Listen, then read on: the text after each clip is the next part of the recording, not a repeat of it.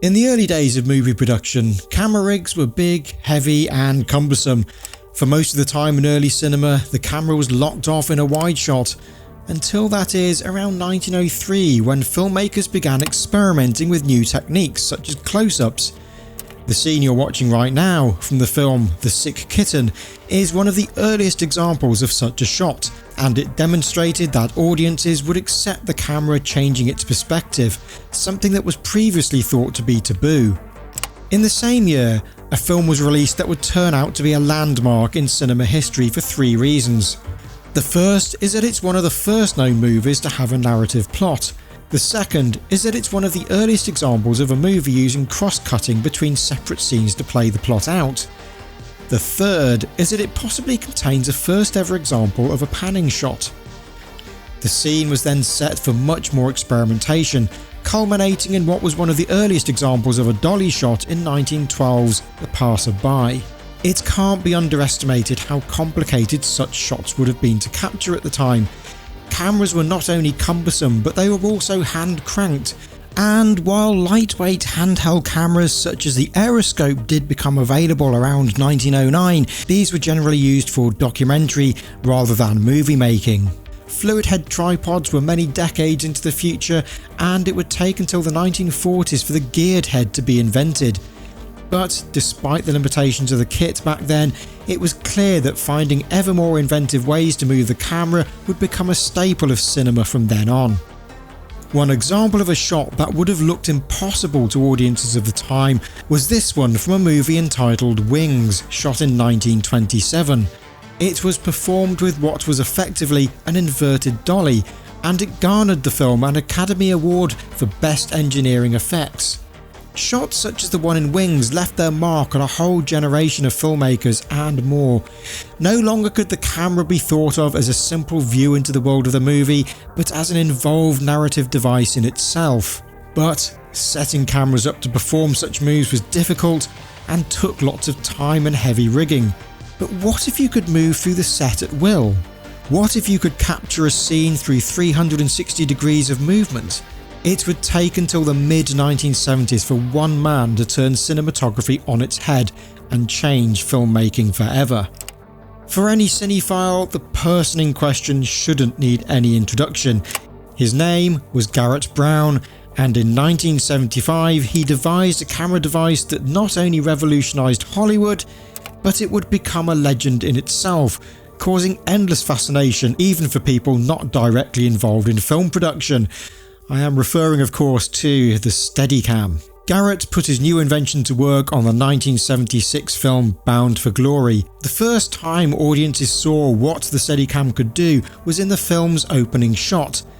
Far from being simple, Bound for Glory's opening features a shot that would contain most of the elements found in some of the most complicated and best known Steadicam shots ever produced. From the use of a crane to lower Garrett down to the ground in the first instance, to the choreography of movement taking us through the scene. If ever there was a shot that could demonstrate why the Steadicam became the legendary system that it did, the opening of Bound for Glory was it. Like all great Steadicam shots, it couldn't have been achieved any other way. The rest, as they say, is history, and the Steadicam became responsible for some of the most iconic shots in cinema history. For decades, the Steadicam remained the only way to smoothly move a camera in and around a movie set fluidly and with flexibility. Dollies and cranes still had their place, but if you wanted a long, complex tracking sequence that involved multiple directions, the Steadicam was the best and only way to do it. Now, as anyone who's ever used a Steadicam knows, using one is not easy. In fact, it's downright hard, which is why the best operators are seen as movie-making equivalents of Jedi Knights. People such as Jerry Holway and Larry McConkie, to name just two, became legends in their own lifetimes due to their exceptional skills. Using a Steadicam competently, let alone exceptionally well, can take years of constant practice. Even walking in a straight line without what's termed walkiness, where you can see very subtle traces of the operator's walking motion, can take a long time to achieve. Then there's the cost.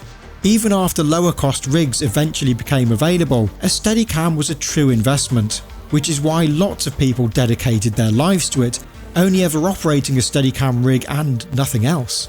The combination of high skill requirements and gear investment meant that good money could be made as an operator once you'd recouped the investment cost. If you were skilled and personable, you'd never be short of work.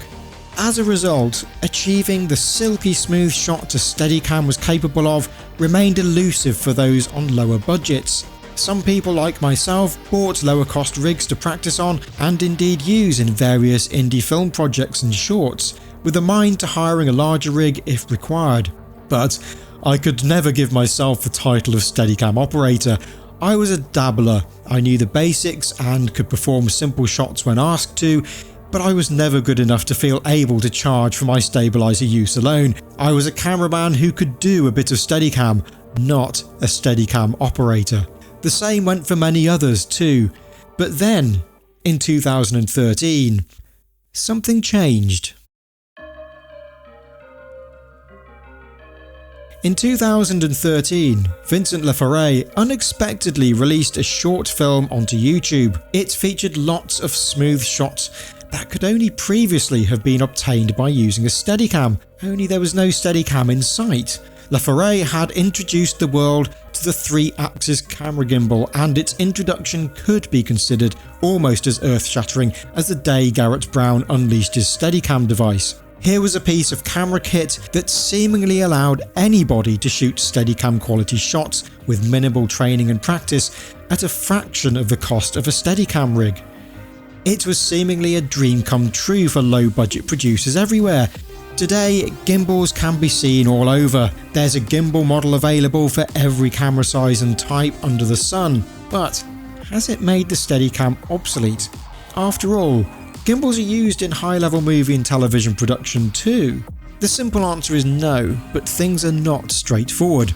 Both types of device have their good and bad points, but it is important to note that the introduction of the gimbal has forced Tiffin, the owner of the Steadicam brand, to acknowledge and embrace this new world. Garrett Brown is an inventor at heart, and so he's never stayed static, developing all sorts of different modifications and adaptations for Steadicam over the years. With the introduction of the 3-axis motorised gimbal, Tiffin has adapted, and we'll come to how in just a moment. For now, what are the advantages and disadvantages of the two types of stabilisation? Over the years, things have become much closer between them. Well, first and foremost, a Steadicam rig still requires a big investment to do properly. Even older used rigs can be a sizable investment, and that's because Steadicams tend to hold their value quite well. A traditional Steadicam rig will also take just as much practice to operate well as it ever did. However, a Steadicam gives you tactile feedback and a precision of framing that's harder to achieve with a gimbal unless you have additional crew, and this is an area where Steadicam wins out. If you're shooting a feature or a cinematic short with any sort of crew, a Steadicam only really needs a focus puller in addition to the main operator.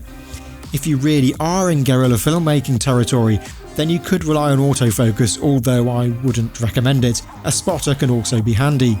An accurate cinema setup for a gimbal, on the other hand, could involve the main gimbal operator, a focus puller, somebody to remotely control framing, and a spotter. Although you could take out the remote framing controller and get away with it, likewise you could also use autofocus, but again, do you really want to?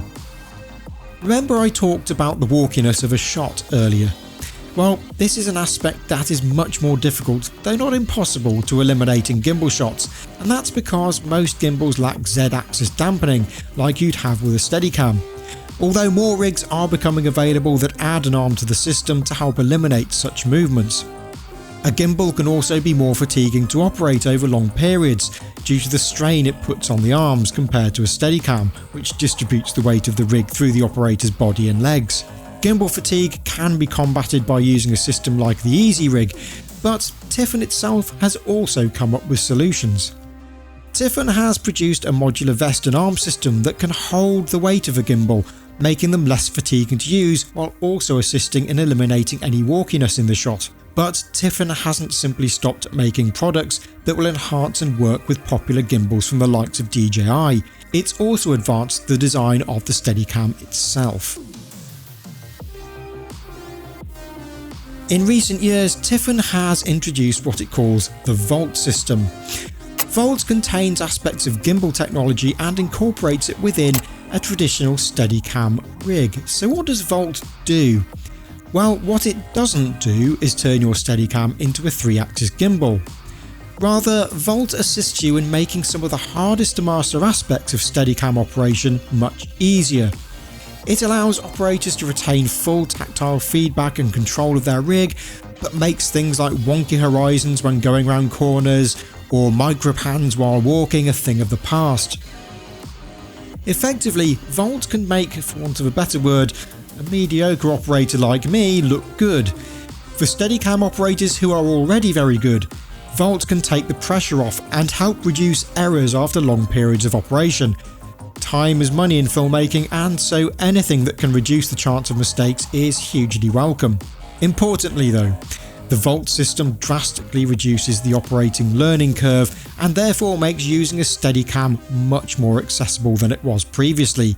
The cost of purchasing a full rig will still make your eyes water, but it's fairly straightforward to hire a rig after you've been on a training course. Becoming a great operator will still take lots of practice, but devices like Volt show how Steadicam is remaining relevant even in the face of competition from 3-axis gimbals. The gimbal will always now be the go-to for those on very tight budgets, and there are transferable skills between the two types of stabiliser. But with the Volt system now available on Tiffin's lowest cost rig, the Axis, the dream of using a Steadicam with a much shallower learning curve is now very much a reality.